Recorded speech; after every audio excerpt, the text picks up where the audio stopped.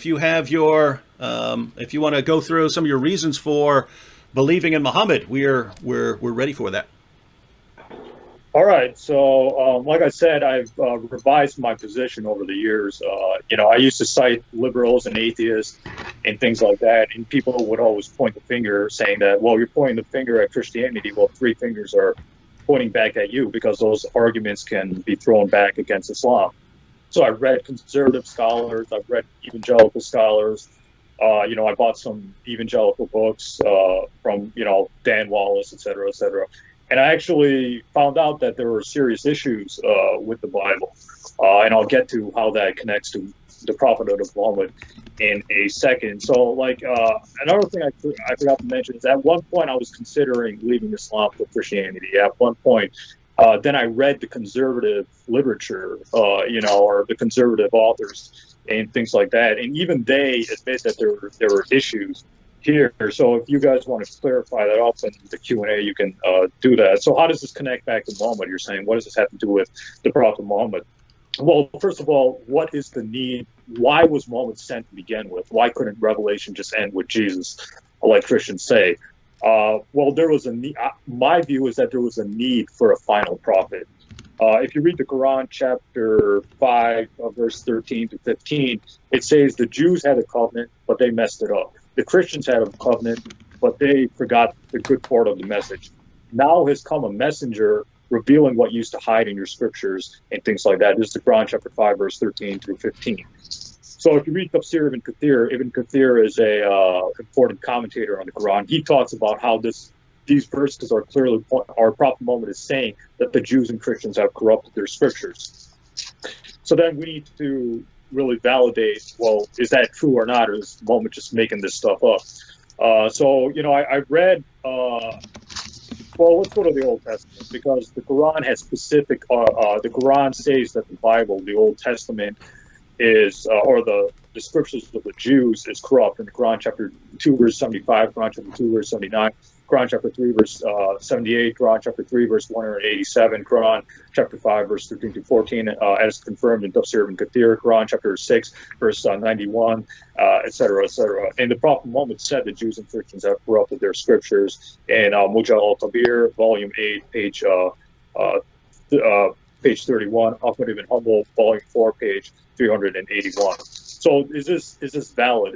Is what Muhammad is saying correct, or is he just making stuff up just to validate his prophethood? And so I read, like I said, I read conservative scholars, I read Judeo-Christian scholars, while ignoring the atheists I used to cite. I used to cite Bart Ehrman, Richard Carrier, et cetera, these liberal atheist scholars. But I don't do that anymore in the name of try to be consistent or fair with the Christian scriptures. But anyways, if we read Jeremiah chapter 8, verse 8, in the Living English Bible, or in the Bible in Living English, page 9, it says Jeremiah chapter 8, verse 8 is speaking about the fact that the text of the Torah during Jeremiah's day was so corrupt that he can say that falsehood has been deliberately put into it. And it would be hard for us to prove that the text we have today is not the same one Jeremiah was written. And if we read Adam Torrance commentary on Jeremiah 8, Ittisham, did a fan or something just come on? Well, you can hear me because his voice is cutting off. Yeah. Yeah, you're. What is that? Yeah, what's worse is that his voice cut off. So you're saying something about Jeremiah I couldn't hear you because something got really loud. Wait, now it went away.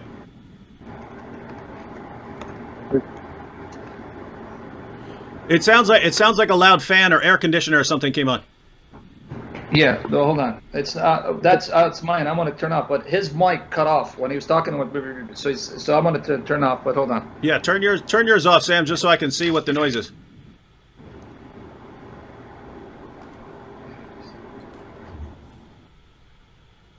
Okay, that might have been from Sam.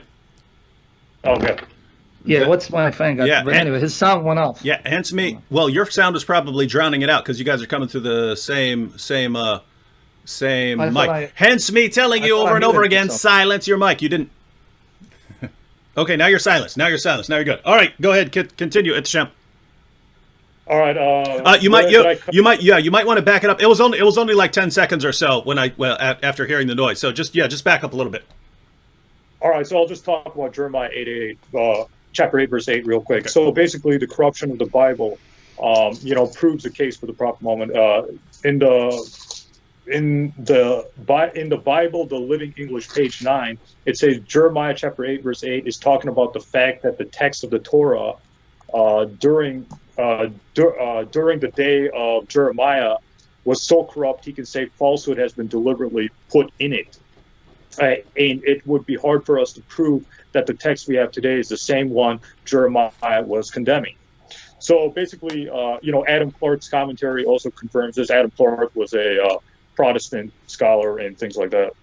So basically, Judeo-Christian scholars are saying that Jeremiah chapter 8, verse 8 is talking about the corruption of the Torah, corruption of the previous books. So this validates Muhammad's claim that the Bible is corrupt and things like that.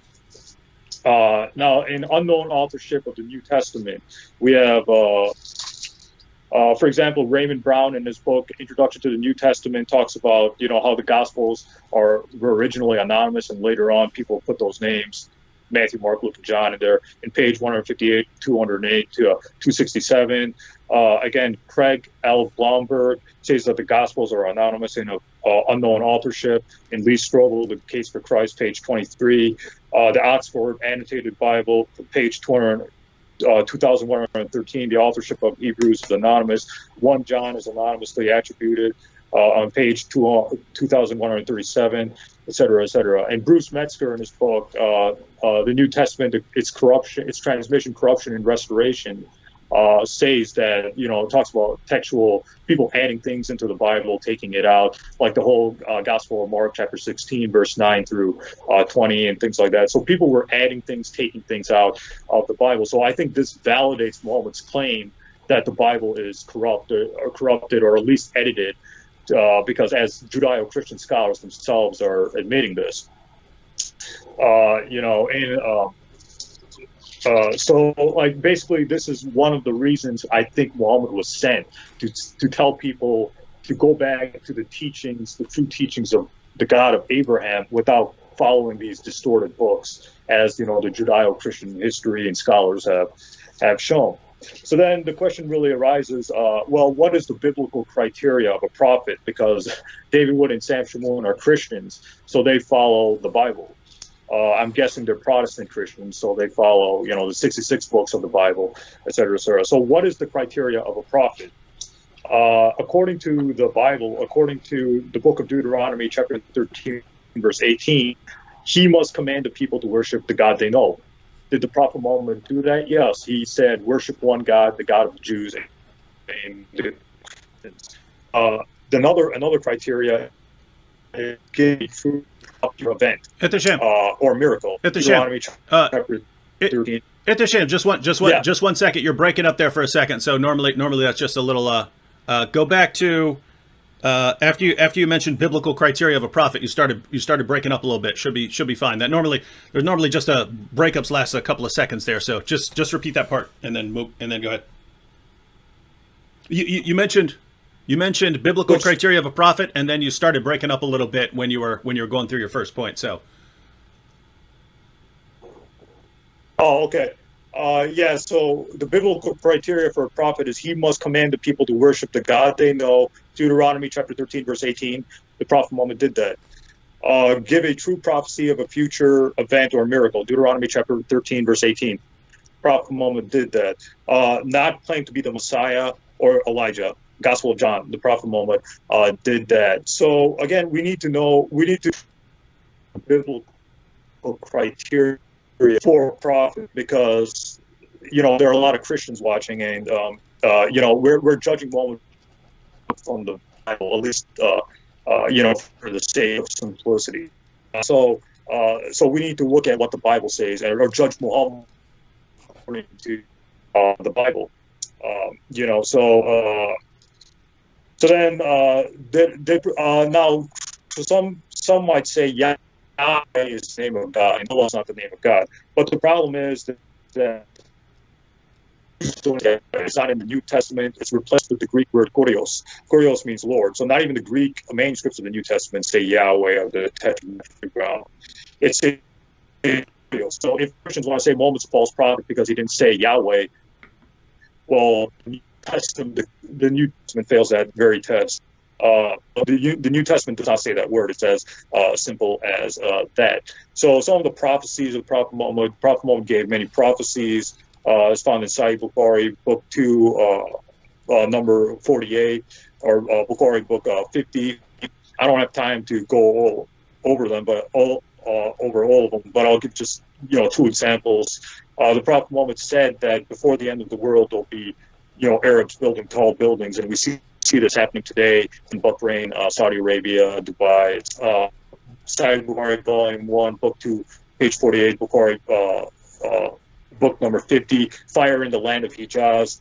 The Prophet Muhammad said that a fire will take place, towards the end of time, and it'll go all the way to Basra, which is modern day Iraq. And this prophecy actually did come true. Sahih Bukhari, book 9, page 152, hadith 7118. So, and then the miracles of Muhammad. What miracle? Ibn Kathir's biography, Prophet Muhammad healed people. Somebody was blind. The Prophet Muhammad healed them. Prophet Muhammad split the moon in half. And Sahih Bukhari 3637, Sahih Muslim 2802, Tirmidhi 3289, etc., etc. So we see that Prophet Muhammad did prophecies. He did miracles, etc. So these are some of the proofs of the Prophet Muhammad, or how he fits into a criteria of being a prophet. We see prophecies being fulfilled, we see miracles. There are prophecies of the Quran, and there's scientific accuracy in the Quran. But just to save time, in the Q&A, if people want to hear that, I can do that. But just to save time, I'm going to try to skip over that. So then the question really arises: what about the moral issues, right? Did Muhammad do bad things? Did he do things that people would say, according to the biblical criteria, did he do bad things that would invalidate him from being a prophet? As Christians will say, Muhammad was immoral because he did this, yada, yada, that. So my question is, what standards are you using against the Prophet Muhammad's morality? Because whatever Muhammad did, both the Old and New Testaments have the same morals, or they have worse morals than what the Prophet Muhammad did. So if you're saying Prophet Muhammad waged war, that invalidates him from being a prophet. Well, Moses fought wars too, so does that invalidate him from being a prophet? Keep in mind that we're judging Muhammad from the Bible. We're not judging him from atheist standards and things like that. See what else? So we gotta judge the moral issues. Well, when you go into morality, I think there's a subjective argument. I think, people like David Wood can agree with me that this can be a subjective argument, and things like that.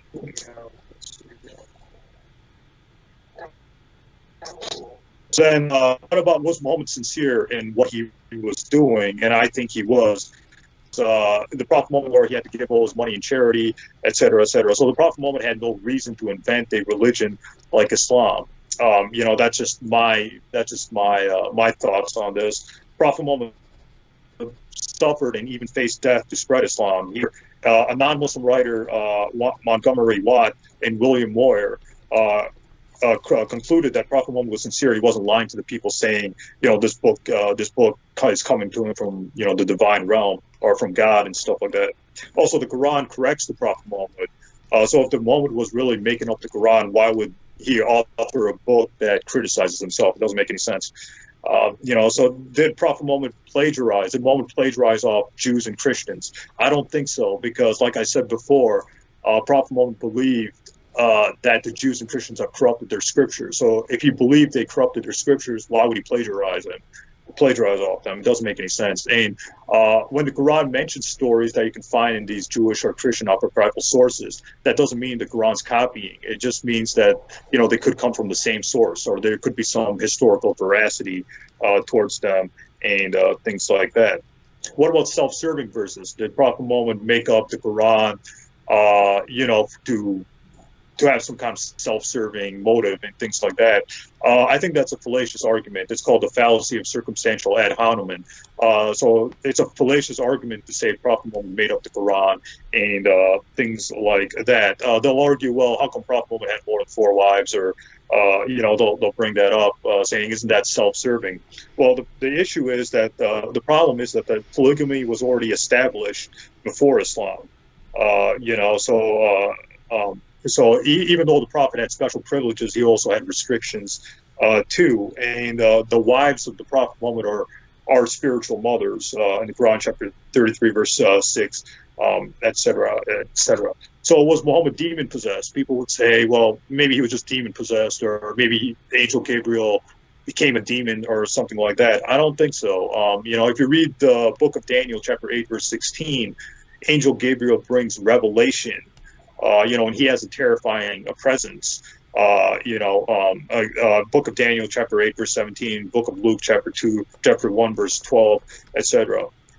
So what the Prophet Muhammad saw matches what the Bible says about angels bringing revelation and things like that. But critics will say, well, Muhammad thought he saw a demon in the cave, and doesn't that mean that he was demon possessed or tricked by Satan and things like that? I don't think so. I think that was the real Angel Gabriel that he saw. Let's see here. What else I wanted to say? Itashem, it's been about 16 minutes, but we had a couple minutes of technical difficulties, but I think we're clearly over 10. So if you want to just give a kind of final statement right now on this, and then we'll jump into a discussion.